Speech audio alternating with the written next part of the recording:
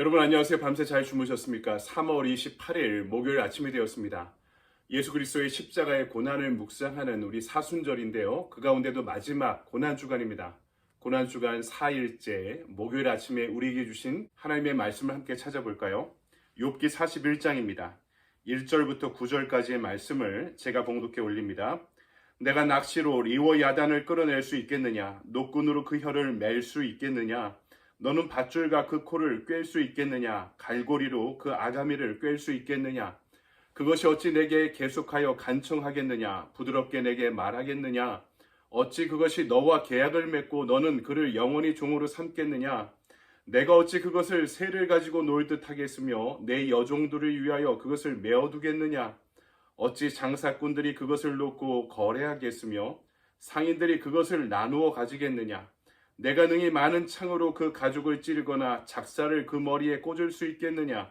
내 손을 그것에게 얹어보라. 다시는 싸울 생각을 못하리라. 참으로 잡으려는 그의 희망은 헛된 것이니라. 그것의 모습을 보기만 해도 그는 기가 꺾이리라. 아멘. 주님의 말씀입니다. 주님께 감사드립니다. 이 아침에 우리에게 주신 말씀 가지고 내가 그것과 맞서겠느냐라는 제목으로 말씀을 증거하도록 하겠습니다. 할리우드의 코미디 스타이죠. 짐 캐리가 나온 영화 중에 브루스 올마이티라는 영화가 있습니다. 앵커를 꿈꾸고 있던 젊은 기자가 있었는데요. 결국에는 그 모든 컴페티션, 경쟁에도 불구하고 앵커의 자리를 차지하지 못합니다. 그리고 그의 주변에 불운한 일들이 계속 생기게 되죠. 그렇게 되니까 어느 날 브루스가 이 모든 게 하나님의 탓이다, 신의 탓이다 이렇게 한탄을 합니다. 그러자 진짜로 하나님께서 나타나서 그럼 내가 차라리 신이 되어봐라, 하나님이 되어봐라 하고 그에게 권능을 주시죠. 처음에는 모든 것이 다 신이 났습니다. 원하는 대로 이루어지는 세상을 보고 좋아했는데요. 하지만 주인공의 이 신적 권능으로 인해 세상이 점점 더 혼란스러워지게 되었던 것이죠. 이 와중에 그는 진정한 기적이 무엇인지, 진정한 사랑이 무엇인지를 깨달아 간다는 그런 코미디 영화였습니다. 그런데 오늘 우리가 읽은 욥기 말씀에도요. 자신의 의로움을 계속 주장하면서 왜 세상에 이해할 수 없는 고난과 불의가 판을 치고 있느냐 이렇게 묻고 있던 욥에게 항의하던 욥에게 하나님이 차라리 그럼 내가 신이 되어봐라 이렇게 말씀하신 것 같습니다. 오늘 41장을 보면 하나님께서 욥에게 그렇게 딴지를 놓고 계십니다. 인간들이 두려워 떠는 그 리워야단이란 무시무시한 괴물도 만들고 통제하고 있는 분이 하나님이심을 이야기하면서 이 세상의 모든 불의와 부조리와 악조차도 하나님께 예속되어 있다고 말씀하고 계시는 거죠. 그 가운데 오늘 말씀은 첫 번째로 우리가 마땅히 두려워해야 될 존재가 누구인가 묻고 계십니다. 오늘 말씀에 등장하는 리워야단은요. 성경에 등장하는 고유한 그런 신화적인 명사입니다. 어떤 괴물을 가리키죠.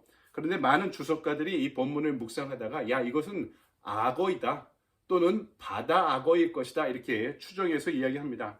그런 전제하에 말씀드리면 용사들도 이 어마어마한 크기의 바다 악어와 싸울 수 없죠. 감히 대적하지 못하고 도망쳐야 됩니다. 그런 존재도 하나님께서 지으시고 하나님의 통제 아래에 있는 피조물에 불과하다는 것입니다. 이 녀석이 얼마나 강하냐면요. 사람들이 낚시로 낚기도 힘들고 붙잡아 메어두기도 힘들고 또 온순하게 키우기도 어렵다. 사서 나눠 갖기도 힘들고 싸워서 그 가죽을 뚫고 죽이기도 어렵다. 이렇게 이야기합니다. 하나님이 욥에게 그 가운데 물으시죠. 5절 내가 어찌 그것을 새를 가지고 놀듯 하겠으며 내 여종들을 위하여 그것을 메어두겠느냐. 인간이 감당할 수 없는 그런 존재도 얼마나 이것이 난폭한지 모두가 무서워서 감히 대적하지 못한 용사들조차 전사들조차 싸우지도 못하는 그런 존재도 하나님의 창조물에 불과하고 하나님의 권세 아래에 있는 피조물에 불과하다는 것입니다. 그런데 이렇게 무시무시한 악어는 정작 무소하면서 이것을 창조하고 이것을 운영하는 하나님은 왜 두려워하지 않냐 하고 꼬집고 계시는 거죠. 우리가 보기에 이 리워야단은 동서방 불패, 누구하고도 싸워서 이길 수 있는 괴물로 보입니다. 천하무적의 그런 신화적 동물도 하나님은 새를 갖고 놀듯이 갖고 놀 수 있는 분인데 어찌 그 하나님께 이 세상의 불완전함을 탓할 수 있겠느냐 이렇게 묻고 계신 것이죠. 욥기의 다른 말씀을 보면 타조도 지혜 없이 창조하셨다. 며칠 전에 한국에서 타조가 길거리를 뛰쳐나가가지고 이 도로가 마비되었다는 기사를 보게 되었는데요. 이 타조가 등치는 크지만 머리는 작죠. 두뇌는 작죠. 우리가 시체말로 세대가리 이렇게 이야기하는 게 지혜롭지 못하다는 것입니다. 근데 이 어마어마한 크기의 타조도 그렇게 지혜 없이 지으신 것도 하나님의 뜻입니다. 악어는 두려운 형상으로 창조하셨습니다. 피조물의 형편과 상황을 조종하시고 이 세상에 질서를 부여하신 분이 하나님이시라는 거죠. 그래서 사람은 마땅히 두려워해야 될 존재를 두려워해야 한다는 것입니다. 그런데 사람들은 악어와 같이 이 무시무시한 동물들, 내 생명을 위협하는 존재는 무서워하는데 실질적으로 하나님을 두려워하지 않고 살아가고 있다는 것입니다. 그래서 지금 하나님께서 욥 그리고 욥과 변론한 친구들에게 말씀하시는 것입니다. 너희들이 세상의 지혜를 소유하고 스스로 의롭다 하지 말고 진실로 두려워해야 될 자를 두려워하라. 악어의 비유를 통해 지금 말씀하고 계시는 것이죠. 우리가 하나님을 경외한다라고 할 때 이 경외라는 단어의 뜻이 뭡니까? 두려워하며 동시에 사랑한다는 뜻입니다.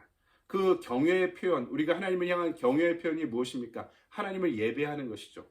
영과 진리로 하나님을 예배하는 예배자로 살아가는 것입니다. 칼빈의 기독교 강요 1장을 보면 하나님께서 세상을 창조하시고 그 가운데 인간을 창조하신 이유를 두 가지를 말씀하십니다. 하나는 하나님께서 영광받길 원하시는 것을, 이것을 경이라고 합니다. 또 하나는 하나님을 즐거워하며 사는 것, 이것을 외라고 합니다.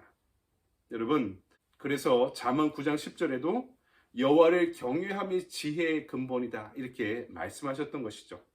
피조물에 불과한 우리가 창조주를 두려워하고 또 그분을 사랑하며 예배드리는 삶을 살아가는 것이 우리에게 주어진 지혜의 근본임을 잊지 마시기 바랍니다. 하나님의 세상 다스리심을 평가하고 판단하기 전에 그분을 경외하고 예배하는 것이 우리에게 주어진 본분이라는 것입니다. 다른 말로 이야기하면 우리가 살아가는 삶의 현장에서 하나님의 주권을 현실적으로 받아들이라라는 믿음의 요청이기도 합니다. 내가 매일 살아가면서 하나님의 능력과 주권, 지혜와 사랑에 순종하는 삶을 살아가야 되는 직접적인 이유가 여기에 있는 것입니다. 우리가 무소하며 떠는 이 세상의 어떤 존재도 권력도 하나님 앞에서는 장난감 같은 존재에 불과하기 때문입니다. 하나님의 주권은 이 세상의 모든 권세 위에 있는 권세와 주권이기 때문에 그분은 우리의 경외, 예배를 받으심이 합당한 분이 분명하다는 것입니다. 두 번째, 오늘 말씀은 그 가운데 하나님의 자유와 신비를 우리에게 또한 전하고 있습니다. 그런데 왜 하나님은 그런 두려운 존재를 왜 세상에 허락하신 것일까? 왜 하나님의 자녀들인 우리는 이 땅에서 고난과 고통을 당하며 살아가는 것일까? 욥기가 전하고자 하는 말씀의 신비가 여기에 있습니다. 세상에 악이 존재하지만 세상이 악 그 자체는 아닌 것처럼, 세상에 무질서와 혼돈이 존재하지만 그렇다고 세상이 무질서와 혼돈이 아닌 것처럼 우리가 살아가는 경험, 그 가운데 고난의 경험을 하지만 이 세상은 고난과 고통 그 자체는 아니라는 것입니다. 왜냐하면 모든 것이 하나님의 뜻과 주권 아래 운행되고 있기 때문인 것이죠. 결국 악과 고통의 존재는 모두 하나님의 자유로밖에 설명할 수 없습니다.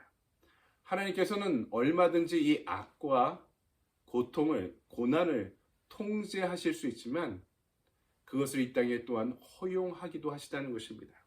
40장에 보면 베헤못이라는 괴물이 등장하고요. 오늘 우리가 읽은 말씀에서는 리오 야단이라는 괴물이 등장합니다. 이런 괴물들을 왜 이야기하시냐? 그러면서 욥에게 알게 하시는 점은 이런 무섭고 두려운 존재를 하나님께서 통제하고 계시지만 그런 존재도 이 세상 안에 살아가게 하시는 분도 하나님이시라는 것입니다. 분명한 것은 인간이 베헤못과 리오 야단에 맞서거나 그들을 다스릴 수 없듯이 악과 고통의 문제는 인간이 파악하거나 통제할 수 있는 성질의 것이 아니라는 말씀입니다. 자연재해와 같은 자연적인 악, 인간이 저지르는 수많은 도덕적인 악, 그리고 이 세상에 존재하는 모든 고통, 그것이 다 하나님의 주권 아래에 있지만 하나님의 자유로 또한 이 세상에 허용되고 있다는 것입니다. 이것은 인간의 이성으로 파악할 수 있는 범주 저 너머에 있다는 것입니다. 그렇다면 결론은 무엇입니까? 욥이 우리 모두에게 요청하는 자세는 나에게만 악이 다가오고 고통이 나에게만 다가온다는 편협한 자기중심적인 고난의식을 버리고 신비 그 자체이신 하나님의 주권과 자유에 겸손히 순종하라는 말씀입니다. 우리는 이 세상에 고난과 악이 왜 존재하는지 알 수 없습니다. 왜 믿는 자들에게조차도 알 수 없는 고난이, 고통이 다가오는지 우리는 이해할 수 없습니다. 왜 악한 이들이 이 세상에서 번성하는 것처럼 보이는지를 우리는 알 수 없습니다. 하지만 분명한 것이 있습니다. 그 모든 것들이 하나님의 주권 아래에 있습니다. 하나님은 자녀들에게 변치 않는 사랑을 보여주시고 갖고 계십니다. 하나님의 공유와 사랑은 종국에는 드러날 것이라는 사실을 우리는 믿는 믿음 안에서 사는 것입니다. 그렇기 때문에 이 한날 저와 여러분의 삶이 하나님의 자유와 주권을 신비 그 자체로 인정하고 주님께 머리를 숙이는 겸손함을 지녀야 되는 것입니다. 하나님의 섭리 아래 우리가 살아간다는 사실을 여러분 잊지 마십시오. 인간의 계획할지라도 그 계획을 이끄시는 분은 주님이시고 자연의 모든 섭리도 하나님의 주권 안에 있다는 사실을 우리는 언제나 기억해야 하는 것입니다. 나의 이성과 명예, 지위를 자랑하지 않고 그분을 경외하는, 경외란 말은 두려워하며 동시에 즐기고 사랑한다는 뜻입니다. 그분을 경외하는, 두려워하고 사랑하는 예배자의 삶을 살아갈 수 있는 저와 여러분의 하루가 되기를 주님의 이름으로 간절히 축원드립니다. 아멘. 오늘도 이 고난주간 4일차 우리에게 주신 말씀 가운데 여러분 이 말씀을 묵상하고 이 말씀의 은혜 안에 거하고 이 말씀에 순종하면서 좋은 하루 보내시기 바랍니다. 여러분 감사합니다.